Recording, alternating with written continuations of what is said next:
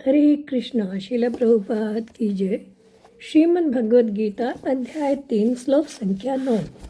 यज्ञार्थात् कर्मणोऽन्यत्र लोकोऽयं कर्म बन्धनः तदर्थं कुर्म कौन्तेय मुक्त संगः समाचर। अर्थात भगवान कह रहे हैं कि हे अर्जुन, श्री विष्णु के लिए यज्ञ रूप में कर्म करना चाहिए, अन्यथा कर्म के द्वारा इस जगत में बंधन उत्पन्न होता है। अतः हे कुंती पुत्र, उनकी प्रसन्नता के लिए अपने नियत कर्म करो, इस तरह तुम बंधन से सदा मुक्त रहोगे। पिछले श्लोक में भगवान ने बताया कि कर्म किए बिना तो शरीर का निर्वाह भी नहीं होगा।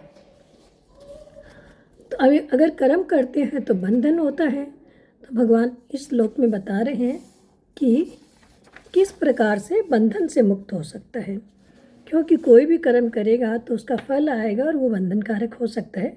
कर्मणा बध्यते जंतु, ऐसा भगवान ने बताया। तो किस प्रकार से हम कर्म बंधन से छूट सकते हैं, ऐसा भगवान इस श्लोक में बता रहे हैं। तो यज्ञार्थात् कर्मणोऽन्यत्र, यज्ञार्थात् यानी यज्ञ यहाँ श्री विष्णु के लिए भी कहा गया है। श्री विष्णु की प्रसन्नता के लिए अपने नियत कर्मों को करो, अपने यज्ञ कर्मों को करो। तो श्रीमद् भगवद गीता के अनुसार अपने कर्तव्य मात्र का नाम ही यज्ञ है। यज्ञ शब्द के अंतर्गत यज्ञ, दान, तप, तीर्थ सेवन, व्रत, वेदाध्ययन आदि सभी सारे व्यवहारिक और परमार्थिक क्रियाएं आ जाती हैं। कर्तव्य मानकर जब व्यक्ति अपने कर्मों को करता है तो इन सभी कर्मों को यज्ञ रूप में देखा जाता है। और जब यही कर्म भगवान की प्रसन्नता के लिए किए जाते हैं तो ये यज्ञार्थ कर्म हो जाते हैं। और यज्ञार्थ कर्म करने से मनुष्य की आसक्ति मिट जाती है और उनके संपूर्ण कर्म नष्ट हो जाते हैं। अर्थात वे कर्म स्वयं तो बंधनकारक नहीं होते, प्रत्युत जो पूर्व संचित जो कर्म हैं उनको भी समाप्त कर देते हैं।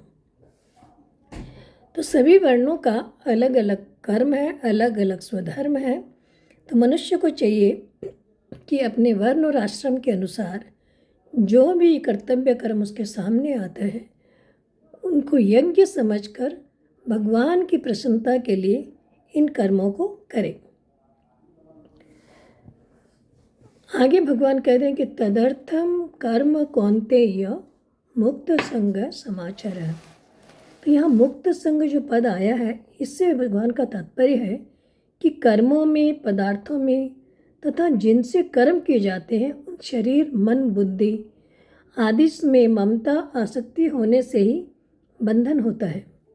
ममता आसक्ति रहने से कर्तव्य कर्म भी स्वाभाविक हो जाते हैं और वो बंधनकारक हो जाते हैं।